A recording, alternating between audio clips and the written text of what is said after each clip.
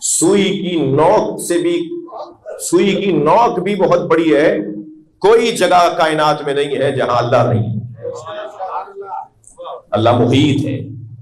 اللہ سے کسی نے کہا کہ اللہ اکبر کا کیا مطلب ہے؟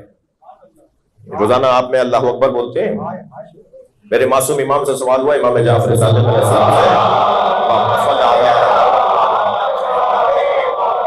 کہ مولا ما معنی اللہ اکبر، اللہ اکبر کے معنی کیا ہے؟ حضرت نے فرمایا لوگ کیا کہتے ہیں؟ پوچھنے والے سے پوچھا لوگ کیا کہتے ہیں؟ اس نے کہا مولا لوگ کہتے ہیں اللہ اکبر من کل شیء، اللہ ہر شے سے بڑا ہے. بے ساختہ امام صادق نے فرمایا الیاذ باللہ، جو یہ کہتا ہے نا کہ اللہ ہر شے سے بڑا ہے، اللہ ہر چیز سے بڑا ہے، یہ کفر کر رہا ہے، شرک کر رہا ہے. یعنی اس نے چیزوں کو اللہ کے مقابلے میں مان لیا ہے، اب مقایسہ کر کے کہہ رہا ہے کہ ان سب سے یہ بڑا ہے. مولا فرمانے کوئی چیز ہی نہیں ہے، اللہ کے ساتھ کنہیں اشیاء کا کوئی مقایسہ ہی نہیں کیا جائے گا. میرے ماں پھر اس نے کہا مولا آپ فرمائیں کہ اللہ اکبر کا کیا مطلب ہے؟ حضرت فرمایا اللہ اکبر من ان یوصف، اللہ اکبر کا مطلب یہ ہے کہ جو کچھ اس کے بارے میں کہا جاتا ہے یہ اس سے بڑا ہے. صلوات پڑھ لیں محمد و آل محمد.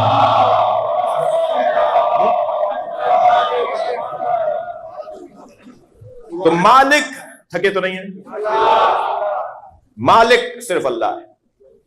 اب وہ جس کے لیے قرآن پکار کے کہہ رہا ہے مالک الملک، جو میں نے آیت پڑھی یہ اللہم مالک الملک، مالک یوم الدین، ٹھیک ہے، لمن الملک اليوم، یہ ساری اللہ کے مالک ہونے کی آیت ہے. وہ اللہ جو اپنے مالک ہونے کا جگہ جگہ ہمیں پیغام دے رہا ہے، وہی اللہ اس آیت میں فرما رہا ہے تؤتی الملک من تشاء، وہ جسے چاہے ملک دے دے. یعنی قاعدہ بننے جا رہا ہے، قاعدہ یہ بننے جا رہا ہے کہ مالک الملک اللہ ہے، اور وہ جسے اللہ نے مالک بنایا ہو. اچھا مالک الملک اللہ ہے، ہر چیز اس کی بات مان رہی ہے، اس نے ارادہ کیا تو سب کچھ ہو گیا.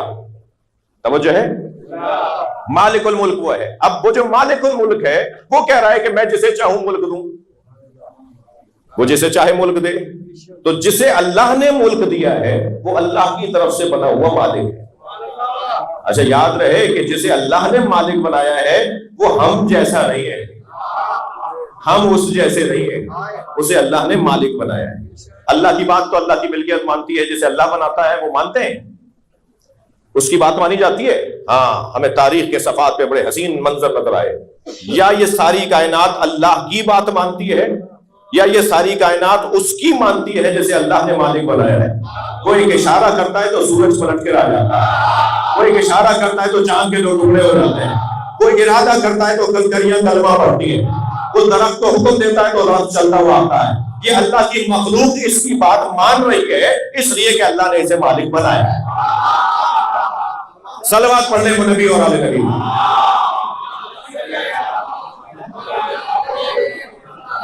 توجہ کر رہے ہیں آپ عزیزو؟ مالک اللہ یا وہ جسے اللہ مالک بنائے، تو یقیناً وہ ہم جیسا نہیں ہے، ہم اس جیسے نہیں ہیں. اچھا مالک اللہ ہے تو پھر اسی سے مانگنا بھی ہوگا. یا اللہ عطا کر، بالکل ٹھیک ہے، اللہم ارزقنی، مثلا علم مانگ رہے ہیں، رزق مانگ رہے ہیں، اللہ ہی سے مانگا جائے گا. ایسے ہی ہے، اللہ سے مانگنا ہے، یہ عین توحید. اللہ نے جنہیں اختیار دیا ہے ان سے اس لیے مانگا جائے کہ اللہ نے انہیں دیا ہے، یہ بھی عین توحید. میں ایک مثال کا سہارا لوں گا. جناب موسیٰ کاظم صاحب شاعر اہل بیت، شاعر محترم تشریف فرمائیں. میں مثال دے رہا ہوں، اس سے علاوہ کچھ نہیں ہے. مثلا میں نے مولا جناب موسیٰ کاظم صاحب سے کہا کہ پریشان ہوں، مجھے 1 لاکھ روپے کی ضرورت ہے، مثال ہے بھائی، اور انہوں نے فرمایا کہ اللہ سے مانگیے. اور میں اگر معاذ اللہ کہہ دوں کہ نہیں، پچھلی دفعہ اللہ سے مانگا تھا، آج آپ سے مانگوں گا، یہ جو میرا مانگنا ہے نا یہ مشرکانہ انداز. اللہ پارٹ ٹائم کے لیے نہیں ہے، اللہ کبھی کبھی کے لیے نہیں ہے، کل اللہ اور آج کوئی اور. یہ مشرکانہ انداز ہے مانگنے کا. ایک مرتبہ میں نے ان سے طلب کیا، مانگا، انہوں نے فرمایا کہ اللہ سے مانگیے. تو میں نے کہا معاذ اللہ میں اللہ سے نہیں مانگتا. یہ جو انکار کر رہا ہوں نا یہ کفر ہے. ایک مانگنے کا انداز کافرانہ، ایک مانگنے کا انداز مشرکانہ، مگر ایک اور بھی تو انداز ہے. جب میں نے ان سے کہا مجھے پیسے چاہیے تو انہوں نے کہا اللہ سے مانگیے. میں نے کہا میں اللہ ہی سے مانگ رہا ہوں. کہنا کیا مطلب ہے؟ میں نے کہا آپ کو دیا کس نے؟ میں اس سے مانگ رہا ہوں جسے اللہ نے دیا. یہ عین توحید ہے. عزیزان گرامی، اگر کوئی یا رسول اللہ کہہ کر مدد مانگتا ہے، اگر کوئی یا علی کہہ کے مدد مانگتا ہے اور اس کے ذہن پر حاکم ہے کہ رسول اور علی کو اللہ نے دیا، توجہ چاہوں گا، تو وہ عین توحید ہے. دلیل قرآن سے دوں گا. کوئی میرا سنی شیعہ بھائی میری بات کو نہ تمام سن کے نہ جائے. قرآن سے دلیل دوں گا. پہلا ہی صفحہ سورہ مبارکہ بقرہ کا، الف لام میم ذالک الکتاب لا ریب فیہ ھدی للمتقین. پہلے ہی صفحے پہ اللہ کہہ رہا ہے یہ قرآن متقین کی ہدایت کے لیے. متقی کون ہے جی؟ متقی کون ہے بھائی؟ قرآن نے تعارف کروایا ہے. متقی وہ ہے الذین یؤمنون بالغیب. سب سے پہلی صفت متقی کی یہ ہے جو غیب پر ایمان رکھتا ہو. دوسری صفت یہ ہے جو نماز قائم کرتا ہو. تیسری صفت یہ ہے جو زکات دیتا ہو. چوتھی صفت یہ ہے کہ مما رزقناہم ينفقون، ہم اسے دیتے ہو اور وہ بانٹ دیتا. صلوات پڑھنے محمد و میں بڑے اطمینان سے کہہ سکتا ہوں کہ جو مولائی سنی شیعہ بھائی یا علی مدد بولتے ہیں ان کے ذہن کے اندر موجود ہے کہ ہم علی کو اللہ نہیں مانتے، ہم علی مولا کو اللہ کا ولی مانتے ہیں. اور جب میں ولی اللہ مان کر حضرت سے سوال کروں گا تو میں اللہ کے دروازے پر آیا ہوں. اولیاء الہی باب اللہ ہے، یہ باب اللہ ہے، اللہ کا دروازہ ہے، اللہ جہاں سے ملتا ہے. بات روشن ہے؟ تو کس سے مانگا جا سکتا ہے بھائی؟ اللہ سے مانگنا تو کوئی بحث ہی نہیں ہے، اس میں کوئی بات ہی نہیں ہے. البتہ کچھ لوگ ہیں اس پہ بھی کہ تو مگر میں اس بحث میں نہیں جا رہا. اللہ سے مانگنے پر تو کوئی بحث ہی نہیں ہے. بحث تو یہ ہے کہ اللہ نے جنہیں عطا کیا ہے یا اللہ کے علاوہ. اچھا، غیر اللہ کا جو لفظ کہا جاتا ہے نا، غیر اللہ، پہلے تو کہا جاتا ہے وہ قرآن میں ہے کہ غیر اللہ کے لیے جو جانور ذبح کیا جائے وہ جانور حرام ہے اس کا کھانا. تو یہ جو آپ نیاز نظر میں بیل، گائے، یہ بکرا، یہ جانور ذبح کر کے کھانا پکاتے ہیں، نیاز بناتے ہیں، تو یہ غیر، یہ نظر امام حسین اللہ کے لیے ذبح ہونا چاہیے. یہ امام حسین کی نظر و نیاز بالکل ٹھیک نہیں ہے، اس لیے کہ اللہ کے علاوہ کسی اور کے لیے جانور ذبح ہوگا تو وہ جائز نہیں ہے، وہ جانور ہی حرام ہو جائے گا. اور جب جانور حرام ہو جائے گا تو اس کو کھانا بھی جائز نہیں ہے. تو میں انہیں جواب دے رہا ہوں کہ ہم جب امام حسین کی نیاز کے لیے جانور ذبح کرتے ہیں تو قبلے کی طرف لے جاتے ہیں اور اللہ اکبر کہہ کے ذبح کرتے ہیں.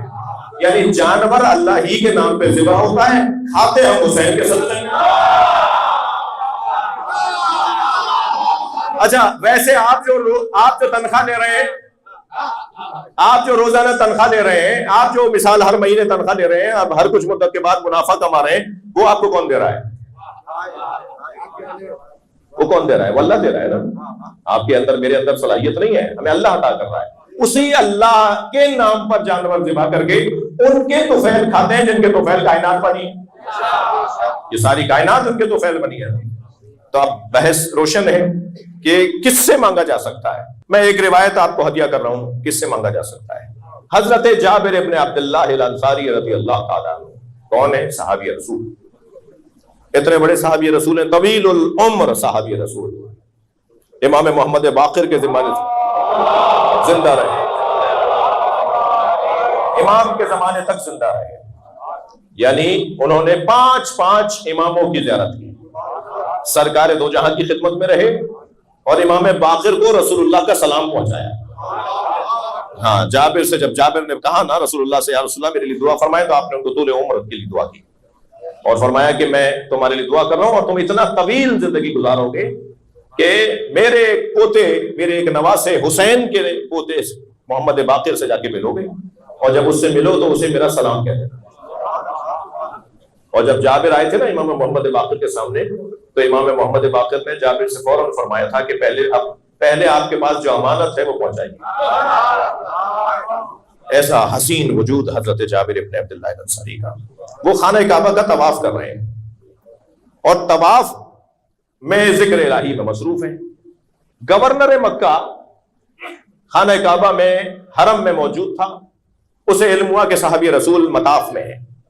وہ خود بھی مطاف میں آ گیا جہاں طواف ہوتا ہے، اور آہستہ آہستہ صحابی رسول کے قریب آ کے کہا کہ میں گورنر مکہ ہوں، کوئی حکم ہو تو کہیے، کوئی حکم ہو تو دیجیے، میں آپ کی خدمت کرنا چاہتا ہوں۔ جابر نے ایک دفعہ خانہ کعبہ کو دیکھا، پھر انہیں دیکھا، فرمایا میں اس وقت اللہ کی عبادت میں مصروف ہوں۔ تو ایسے لوگ ذرا بولنے کے تیز ہوتے ہیں، تو فوراً کہنے لگا میں اللہ ہی کی خاطر آپ سے کہہ رہا ہوں کہ مجھے کوئی حکم کرے، میں اللہ کو خوش کرنے کے لیے ایسا کر رہا ہوں۔ تو جابر نے فوراً بے ساختہ، حضرت جابر نے فرمایا آخرت میں کچھ دے سکتے ہو؟ بھائی کسوٹی بننے جا رہی ہے، پیمانہ بننے جا رہا ہے۔ جابر نے فرمایا آخرت میں کچھ دے سکتے ہو؟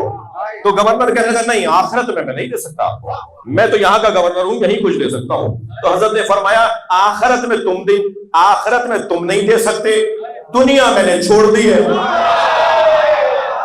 تو میں تم سے کیوں مانگوں؟ تو کم سے کم جابر ابن عبداللہ الانصاری نے یہ فیصلہ کر دیا جو آخرت میں دے سکتا ہو اس سے دنیا میں مانگا جا سکتا ہے۔ اب میں سینے پر ہاتھ رکھ کر اور آپ کو قسم دے کر پوچھتا ہوں کہ سوائے محمد والے محمد کے کس نے دعویٰ کیا ہے کہ ہم جنت کے ضامن ہیں؟ کن کے ہاتھ میں آخرت کا اختیار اللہ نے دیا ہے؟ کون ہے جو حوض کوثر پر پانی پلائیں گے؟ کون ہے جو لکھ لکھ کر دیں گے کہ یہ جنت میں چلا جائے؟ سنی شیعہ نے لکھا ہے کہ کوئی جنت میں داخل ہی نہیں ہو سکتا جب تک اس کے ہاتھ میں علی کی لکھی ہوئی تحریر نہ ہو۔ جو وہاں دے سکتا ہے اس سے یہاں یا علی مدد بولا جا سکتا ہے۔ صلوات پڑھنے محمد و آل محمد۔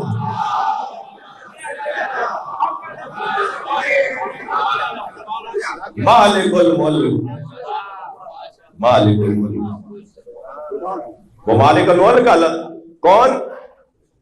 جس کے ہاتھ میں ملک ہے، وَهُوَ عَلَىٰ كُلِّ شَيْءٍ قَدِيرٌ۔ مالک ہو اور قادر نہ ہو، ایسے مالک کا کیا فائدہ؟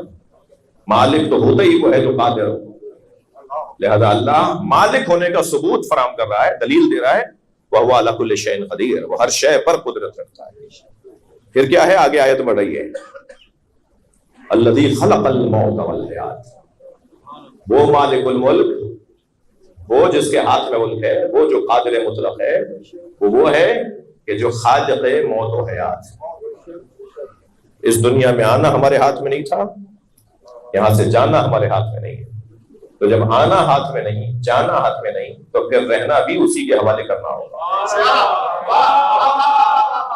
جب اول بھی اسی کے ہاتھ میں ہے، جب آخر بھی اسی کے ہاتھ میں ہے، تو جو درمیانہ حصہ ہے وہ بھی اسی کے حوالے کرنا ہوگا، اور درمیانہ حصہ اس کے حوالے کرنے ہی کو اسلام کہا جاتا ہے۔